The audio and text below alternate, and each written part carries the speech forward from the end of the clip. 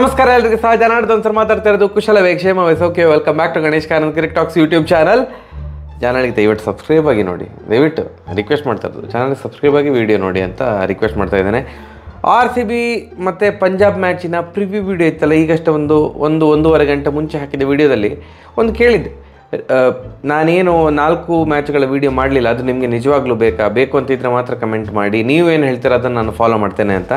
Majority of the people ಹೇಳಿದ್ದು 4 ಮ್ಯಾಚ್ಗಳ video ಬೇಡ, ನೀವು 2 ಮ್ಯಾಚಿದ್ದು ವೀಡಿಯೋ ಮಾಡಿ. ಯಾವುದಂತಂದರೆ ಒಂದು ಮುಂಬೈ ವರ್ಸಸ್ GT ಮ್ಯಾಚ್, ಇನ್ನೊಂದು KKR ವರ್ಸಸ್ SRH ಮ್ಯಾಚ್. ಇದೆರಡು ಭಾರಿ ಜಿದ್ದಿತ್ತು. ಅದು ಎರಡರದ್ದು ಎಸ್ಪೆಷಲಿ ನಮಗೆ ಮುಂಬೈದು ವೀಡಿಯೋ ಬೇಕು, ಮುಂಬೈ ವರ್ಸಸ್ GTದು ಬೇಕು, GT ವರ್ಸಸ್ ಮುಂಬೈದು ಬೇಕು ಅಂತ ಎಲ್ಲರೂ ಕೇಳಿದ್ರಿ.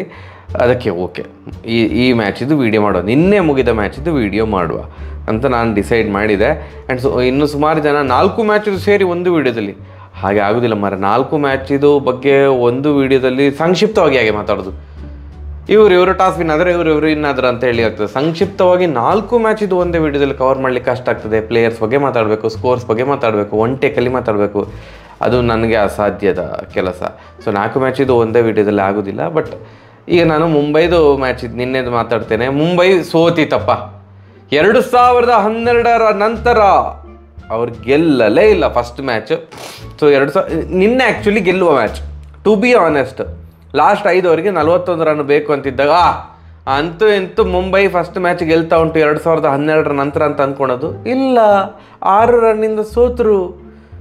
ಹೇಗೆ ಸೋತರು? ಇದು ಸ್ಟಾರ್ಟಿಂದ ಹೇಳೋದಿದ್ರೆ, ಫಸ್ಟ್ ಆಫ್ಕೋರ್ಸ್ ಟಾಸ್ ಟೈಮಲ್ಲೇ ಹಾರ್ದಿಕ್ ಪಾಂಡ್ಯ, ದ ಕ್ಯಾಪ್ಟನ್ ಹಾರ್ದಿಕ್ ಪಾಂಡ್ಯ ಅವರಿಗೆ ಅಹಮದಾಬಾದ್ ಗ್ರೌಂಡ್ ಪೂರ್ತಿ ಭೂ ಅಂತ ಹಾಕಿದರು. It was expected. ಯಾಕಂತಂದರೆ ಅವರ ತಂಡದ ನಾಯಕನೇ ಆಗಿತ್ತು, ಗುಜರಾತ್ ತಂಡದ ನಾಯಕ ಹಾರ್ದಿಕ್ ಪಾಂಡ್ಯ ಆಗಿದ್ದರು. 2 ಸೀಸನಲ್ಲಿ ಫೈನಲಿಗೆ ತೊಗೊಂಡೋಗಿದ್ರು. ಒಂದು ಸೀಸನ್ ವಿನ್ ಮಾಡಿಸಿದ್ರು, ಒಂದು ಸೀಸನ್ ಫೈನಲಿಗೆ ತೊಗೊಂಡೋಗಿ ನೀವು ನಿಮ್ಮ ತಂಡವನ್ನೇ ಬಿಟ್ಟು ಬೇರೆಯವ್ರು ಕರೆದ್ರಂತ ಹೋದ್ರಿ ಅಂತಂದರೆ ಲಾಯಲ್ಟಿ ಇಲ್ಲ ಅಂತ. So they are ಪಿಸ್ಡ್ of. ಅಭಿಮಾನಿಗಳಿಗೆ ಭಾರಿ ಸಿಟ್ಟು ಬಂದಿದೆ. ಸೊ ಅದರಿಂದ ಬೂ ಮಾಡಿದರು. ಆ್ಯಂಡ್ ಫಸ್ಟ್ ಬೌಲಿಂಗ್ ಸಿಕ್ಕಿತ್ತು ಮುಂಬೈಗೆ. ಫಸ್ಟ್ ಓವರ್ ಹಾಕ್ಲಿಕ್ಕೆ ಬಂದದ್ದು ಹಾರ್ದಿಕ್ ಪಾಂಡ್ಯ. ಅಂದರೆ ಅಷ್ಟು ಓವರ್ ಕಾನ್ಫಿಡೆನ್ಸಾ? ಇಂಜುರಿಯಿಂದ ಬಂದಿದ್ದಾರೆ ಎಲ್ಲ ಕರೆಕ್ಟು. ಫಸ್ಟ್ ಓವರ್ T20ಯಲ್ಲಿ ಫಸ್ಟ್ ಓವರ್ ಹಾರ್ದಿಕ್ ಪಾಂಡ್ಯ. ಯಾಕೆ ಬುಮ್ರಾ ಇಲ್ವಾ? ಬುಮ್ರಾ ಇರುವಾಗ, ವರ್ಲ್ಡ್ ಕ್ಲಾಸ್ ಬೌಲರ್ ಬುಮ್ರಾ ಇರುವಾಗ ಫಸ್ಟ್ 2 ಓವರು ಅವರದು ಯಾರು ಹಾರ್ದಿಕ್ ಪಾಂಡ್ಯ ಹಾಕಿದ್ದು. ಅದು ಫಸ್ಟ್ ಬಾಲ್ 4 ಹೊಡಿಸ್ಕೊಂಡ್ರು. ಮತ್ತೆ ಪುನಃ ಮ್ಯಾಚಿನ 3rd ಓವರ್ ಅವರ 2nd ಓವರ್ ಹಾಕ್ಲಿಕ್ಕೆ ಬಂದರು. ಮತ್ತೆ 2 ಬಾಲ್ 2 4 ಹೊಡಿಸ್ಕೊಂಡ್ರು. ವೈ ಅಷ್ಟು ಓವರ್ ಕಾನ್ಫಿಡೆನ್ಸ್ ಯಾಕೆ? ಮತ್ತೆ ಮ್ಯಾಚಿದ 4ನೇ ಓವರ್ ಹಾಕ್ಲಿಕ್ಕೆ ಬಂದದ್ದು ಬುಮ್ರಾ. ಅಲ್ಲಿ ತನಕ ಬುಮ್ರಾ ಬಂದಿರಲಿಲ್ಲ. ಆ ಓವರಲ್ಲಿ ವಿಕೆಟ್ ತೆಗೆದು ಎಂಥ ಯಾರ್ಕರ್ ಸಹ ಕ್ಲೀನ್ ಬೋಲ್ಡ್, ಅಂಥ yorker clean bold. So first over ಯಾಕೆ ಹಾಕಿಸ್ಲಿಲ್ಲ ನಂಗೆ ಅರ್ಥನೇ ಆಗಲಿಲ್ಲ. ಈವನ್ ಕೆವಿನ್ ಪೀಟರ್ಸನ್ ಅವರು ಕೂಡ ಅದೇ ಅಂದಿದ್ರು ಕಮೆಂಟ್ರಿಯಲ್ಲಿ, ಯಾಕೆ ಐ ಡೋಂಟ್ ನೋ ವೈ ಅಂಥ ವರ್ಲ್ಡ್ ಕ್ಲಾಸ್ ಬೌಲರನ್ನು ಓಪನಿಂಗ್ ಕಳಿಸಿದೆ, ಹಾರ್ದಿಕ್ ಪಾಂಡ್ಯ ಅವ್ರು ಯಾಕೆ ಬಂದಂತ ಗೊತ್ತಾಗಲಿಲ್ಲ ಅಂತ. ಓವರ್ ಆಲ್ ಬ್ಯಾಟಿಂಗ್ ನಡೀತಾ ಹೋಯಿತು ಗುಜರಾತಿದು. 168 ರನ್ ಕಲೆ ಹಾಕಿದರು. ನನಗೆ ತುಂಬ ಖುಷಿ ಆದದ್ದು ಯಾರಿದು ಬ್ಯಾಟಿಂಗ್ ಅಂತಂದರೆ ತೆವಾಟಿ ಅವ್ರದ್ದು. ಸೂಪರ್ ಮಾರ. ಒಂದು ಓವರಲ್ಲಿ ಜಾನ್ಸನ್ ಬಾಲ್ ಅಂತ ಅನಿಸಿದೆ, ಸ್ಪೆನ್ಸರ್ ಜಾನ್ಸನ್ ಅವರ ಅಲ್ಲ, ಯಾರ್ದು ಲ್ಯೂಕ್ ವುಡ್ ಯಾರ್ದು ಬೌಲಿಂಗ್ ಯಾರಿದೆ ಅಂತ ನೆನಪೋಗಿದೆ. ಬೌನ್ಸರ್ 2 ಬಾಲ್ ಬಂತು, ಅದನ್ನು ಹೀಗೆ ಎತ್ತಿ ಆ 3rd ಮ್ಯಾನ್ ಕಡೆಗೆ ಒಂದು 4 ಹೊಡೆದ್ರು ಮಾರೆ, ಕಂಟಿನ್ಯೂಸ್ 2 ಬಾಲ್ 2 4. ಅಮೇಝಿಂಗ್, ಭಾರಿ ಚಂದದ ಆಟ ತೆವಾಟಿ ಅವ್ರದ್ದು ಕೊನೆಗೆ. ಸೊ ಅವರ ಆಟದಿಂದ ಅಂದರೆ ಅಫ್ಕೋರ್ಸ್ ಎಲ್ಲರೂ ಸಹ ಚೆಂದ ಆಡಿದ್ದಾರೆ. ಗಿಲ್ ಅವರು ಸ್ವಲ್ಪ ಕಾಂಟ್ರಿಬ್ಯೂಟ್ ಮಾಡಿದರು. ಮತ್ತು Sai Sudarshan man of the match, ಅವರು 45 ರನ್ ಹೊಡೆದ್ರು. ಆಲ್ಮೋಸ್ಟ್ ರನ್ನ ಬಾಲ್ ಥರ ಇತ್ತು, ಬಟ್ ಅವರೇ ಹೈಯರ್ ಸ್ಕೋರರು. ಸೊ ಅವ್ರು ಚೆಂದ ಮಾಡಿ ಆಡಿದರು. ಸೊ ಎಲ್ಲರ ಸಣ್ಣ ಕಾಂಟ್ರಿಬ್ಯೂಷನಿಂದ 168 ತನಕ ಹೋಯಿತು. ನನಗೆ ಪರ್ಸ್ನಲಿ ಇಷ್ಟ ಅದು ತೆವಾಟಿ ಅವ್ರದ್ದು. ನಾನು ಲಾಸ್ಟ್ ಸೀಸನ್ ಹೇಳ್ತಾ ಇದ್ದೆ, ಸಿಕ್ಕಾಪಟ್ಟೆ under rated player ತೆವಾಟಿಯ.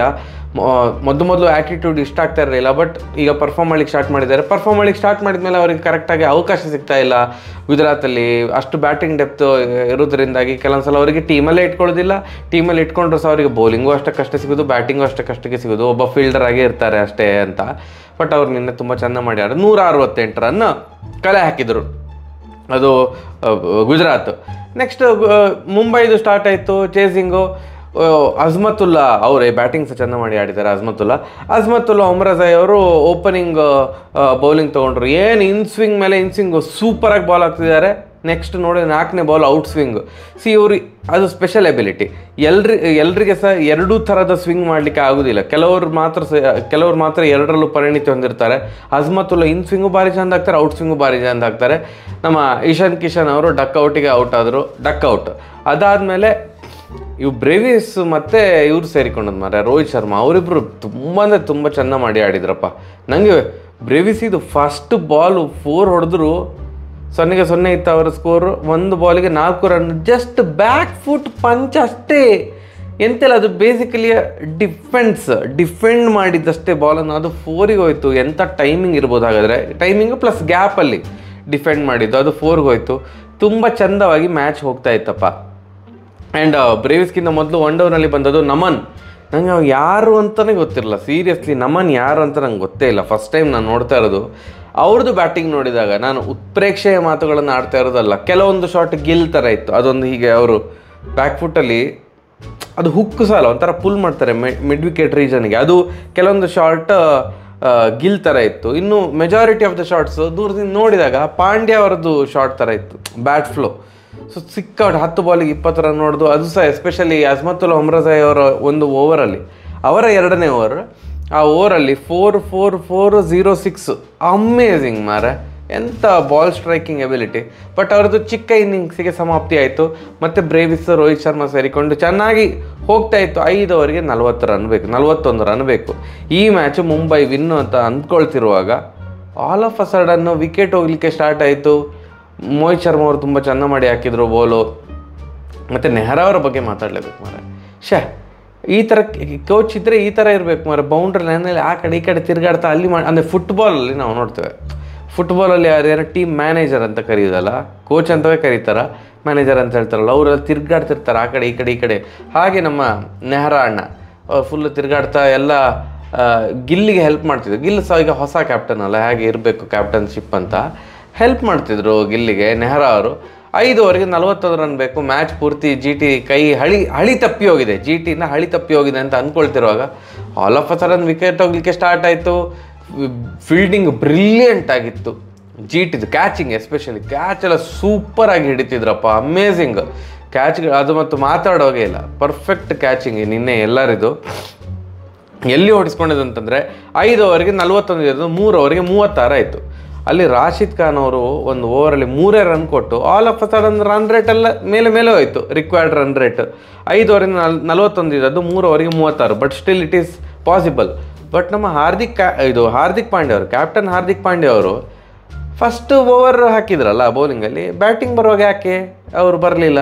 C he is not a designated finisher. ಈಗ ಡೆಸಿಗ್ನೇಟೆಡ್ ಫಿನಿಷರ್ ಯಾರು ಮುಂಬೈಗೆ? ಈಸ್ ಟಿಮ್ ಡೇವಿಡ್ಗಿಂತ ಮುಂಚೆ ಬರಬೇಕಿತ್ತು, ಬರಲಿಲ್ಲ. ಅಂದರೆ ರಾಶಿದ್ ಖಾನ್ ಅವ್ರದ್ದು ಓವರ್ ಮುಗಿಲಿ ಅಂತ ಕಾಯ್ತಿದ್ರೆ ಎಂತಂದು ಗೊತ್ತಿಲ್ಲ. ಆ್ಯಂಡ್ ಟಿಮ್ ಡೇವಿಡ್ ಅವರು ಸಹ ಒದ್ದಾಡಿದ್ರು, 11 ಬಾಲ್ 10 ಬಾಲ್ 11 ಈ ಥರ. ಅಂದರೆ ರನ್ನ ಬಾಲಲ್ಲಿ ಅದು ಸಹ ಫಿನಿಷ್ ಮಾಡಬೇಕಾದಂಥ ಟೈಮಲ್ಲಿ ಬಾಲಲ್ಲಿ ರನ್ ಬಂತು.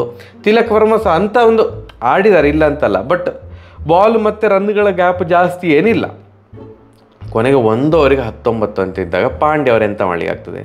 ಫಸ್ಟ್ ಬಾಲ್ 6, ಸೆಕೆಂಡ್ ಬಾಲ್ 4 ಹೊಡೆದ್ರು, ಥರ್ಡ್ ಬಾಲ್ ಔಟ್ ಆದರು. ಕೊನೆಗೆ ಚಾವ್ಲಾ ಸಹ ಔಟ್ ಆದರು. ಸೊ ಲಾಸ್ಟ್ 4 ಓವರಲ್ಲಿ ಐ ಥಿಂಕ್ 6 ವಿಕೆಟ್ಗಳನ್ನು ಮುಂಬೈ ಕಳೆದುಕೊಂಡಿತ್ತು. 3 ವಿಕೆಟ್ ಹೊದೋದಾಗಿತ್ತು ಟಿಲ್ 16 ಓವರ್ಸ್. ಅದಾದಮೇಲೆ 6 ವಿಕೆಟ್ ಆಯಿತು, ಒಟ್ಟು 9 ವಿಕೆಟ್ ಆಯಿತು. ಒಟ್ಟು 6 ರನ್ನಿಂದ ಸೋತರು ಮುಂಬೈ ಅವರು. ಸೊ ಶಾಕಿಂಗ್ ಡಿಫೀಟ್, ಯಾಕಂತಂದರೆ ವಿನ್ ಆಗುವ ಮ್ಯಾಚನ್ನು ಸೋತರು. ಆ್ಯಂಡ್ ಇನ್ನೊಂದು ಸುಮಾರು ಜನ ಈಗ ಪಾಂಡ್ಯ ಅವರ ಕ್ಯಾಪ್ಟನ್ಶಿಪ್ ಬಗ್ಗೆ ಆಡ್ತಾರೆ, ಇನ್ಕ್ಲೂಡಿಂಗ್ ನಾನು. ಫಸ್ಟ್ ಓವರ್ ಯಾಕೆ ಹಾಕಿದರು, ತುಂಬ ಲಾಸ್ಟ್ ಯಾಕೆ ಬಂದರು ಬ್ಯಾಟಿಂಗಿಗೆ, ಮತ್ತು ಆ ವೈಬ್ ನನಗೆ ಮ್ಯಾಚ್ ಆಗ್ತಾಯಿಲ್ಲ ಮಾರೆ. ವೈಬ್ ಮ್ಯಾಚ್ ಆಗ್ತವೇ ಇಲ್ಲ. ರೋಹಿತ್ ಶರ್ಮಾ ಏನೋ ಲ್ಯೂಕ್ ವುಡ್ಡಿಗೆ ಏನೋ ಹೇಳಲಿಕ್ಕೆ ಬಂದರು, ಸ್ವಲ್ಪ ಸಜೆಸ್ಟ್ ಮಾಡಲಿಕ್ಕೆ ಬಂದರು. ಲ್ಯೂಕ್ ವುಡ್ ಮೂಸಿ ಸಹ ನೋಡಲಿಲ್ಲ ರೋಹಿತ್ ಶರ್ಮಾ ಅವರನ್ನು, ಹಾಗೆ ಹೋದರು. ಮತ್ತು ರೋಹಿತ್ ಶರ್ಮಾ ಮೊದಲೆಲ್ಲ 30 ಯಾರ್ಡ್ ಸರ್ಕಲ್ ಒಳಗಡೆ ನಿಂತು ಗೈಡ್ ಮಾಡ್ತಿದ್ರಲ್ಲ, ಅಲ್ಲಿ ನಿಲ್ಲಿ ಅಂತ. ಹಾರ್ದಿಕ್ ಪಾಂಡ್ಯ ತೆಗೆದವ್ರನ್ನ ಬೌಂಡ್ರಿ ಲೈನಿಗೆ ಹಾಕಿದ್ರು. ಒಬ್ಬ ಪ್ಲೇಯರ್ ಎಲ್ಲಿ ಬೇಕಾದ್ರೂ ಸಹ ಫೀಲ್ಡ್ ಮಾಡ್ಬೋದು, ಅವ ಇಲ್ಲೇ ಮಾಡಬೇಕು ಹಾಗೀಗೆ ಅಂತ ಏನು ರೂಲ್ ಏನಿಲ್ಲ. ಕ್ಯಾಪ್ಟನ್ ಹೇಳಿದರೆ ಎಲ್ಲಿ ಬೇಕಾದ್ರೆ ಹೋಗಬೇಕು. ಬಟ್ ಏನು ಸ್ವಲ್ಪ ಪಾಂಡ್ಯ ಏನು ಸ್ವಲ್ಪ ರೆಸ್ಪೆಕ್ಟ್ ಕಡಿಮೆಯಾಗಿ ಇದು ರೋಹಿತ್ ಶರ್ಮಾನಿಗೆ ಅಲ್ಲಿ ಹೋಗಿ ಇಲ್ಲಿ ಓಡು ಅಂತ ಹೇಳ್ತಿದ್ದದ್ದು ಏನೋ. ನನಗೆ ಇದೆಲ್ಲ ಪರ್ಸ್ನಲ್ ಒಪಿನಿಯನ್ ಆಯಿತಾ. ನನಗೇನೋ ಮನಸ್ಸಿಗೆ ಒಂಥರ ಬೇಜಾರಾಯಿತು, ಯಾಕೆ ರೋಹಿತ್ ಶರ್ಮಗೆ ಬೇಕಾ ಸುಮ್ಮನೆ ನೆಕ್ಸ್ಟ್ ಆಪ್ಷನಿಗಂತೂ ನನ್ನ ಪ್ರಕಾರ 99.99% ರೋಹಿತ್ ಶರ್ಮಾ ಅವರು ಆಪ್ಷನಿಗೆ ಬರ್ತಾರೆ. ಆಗೋದಿಲ್ಲ ಹೀಗೆ ಸಡನ್ನಾಗಿ ಇಷ್ಟು ವರ್ಷ ಟೀಮನ್ನು ನಡೆಸಿ all of a sudden captain ಅಲ್ಲ. ಈಗ ನೀವು ಕಂಪೇರ್ ಮಾಡಬೇಡಿ ಧೋನಿ ಮತ್ತು ಕೊಹ್ಲಿ ಅವ್ರ ಜೊತೆ. ಧೋನಿ ಅವರು ಅವರಾಗೆ ಕ್ಯಾಪ್ಟನ್ಶಿಪ್ ಸಾಕು ಅಂತ ಹೇಳಿದ್ದು, ಕೊಹ್ಲಿ ಅವರು ಅವರಾಗೆ ಇಲ್ಲ ಬೇಡ ಕ್ಯಾಪ್ಟನ್ಶಿಪ್ ಬೇಡ, I play as a player ಅಂತ ಹೇಳಿದ್ದು. ಬಟ್ ರೋಹಿತ್ ಶರ್ಮಾ ಅವ್ರು ಹೇಳಲಿಲ್ಲಲ್ಲ ಹಾಗೆ. ಒಬ್ಬ ಸಕ್ಸಸ್ಫುಲ್ ಕ್ಯಾಪ್ಟನನ್ನು ಇವರೇ ಮ್ಯಾನೇಜ್ಮೆಂಟೇ ತೆಗೆದು ಅವನಿಗೆ ಇದು ಹಾರ್ದಿಕ್ ಪಾಂಡ್ಯ ಅವ್ರಿಗೆ ಎಷ್ಟೋ ಕೋಟಿ ಕೊಟ್ಟು ತೊಗೊಂಬಂದು ಇಲ್ಲಿ ಅವ್ರನ್ನ ಯಾಕೆ ಕರ್ಕೊಂಬಂದದ್ದು, ಇವರಿಗೊಬ್ಬ ಆಲ್ರೌಂಡರ್ ಬೇಕಿತ್ತು. ಇದು ಹಾರ್ದಿಕ್ ಪಾಂಡ್ಯ ಸಹ ಹಾಗೆ, ನನ್ನನ್ನು ಕ್ಯಾಪ್ಟನ್ ಮಾಡೋದಿದ್ರೆ ಮಾತ್ರ ನಾನು ಬರ್ತೇನೆ ಅಂತ ಹೇಳಿದ್ದು. ಅದು ಎಲ್ರಿಗೂ ಗೊತ್ತುಂಟು, ಅದು ಅಫಿಷಿಯಲ್ ಆಗಿ ಏನು ಹೇಳಲಿಲ್ಲ. ಬಟ್ ಆಬ್ವಿಯಸ್ಲಿ ಪಾಂಡ್ಯ ಅವ್ರು ಹಾಗೆ ಹೇಳಿದ್ದಕ್ಕೆ ಇವರು ಬೇರೆ ದಾರಿ ಇಲ್ಲದೆ ಪಾಂಡ್ಯ ಅವ್ರನ್ನ ಕ್ಯಾಪ್ಟನ್ ಮಾಡಿರೋದು. ಬಟ್ ಬೆಸ್ಟ್ ಆಫ್ ಲಕ್ ಅಂತ ಹೇಳ್ಬೋದು ಅಷ್ಟೇ. ಮುಂಬೈಗೆ ಟೀಮ್ ಒಳ್ಳೆ ಉಂಟು, ವೈಬ್ ಇಲ್ಲ.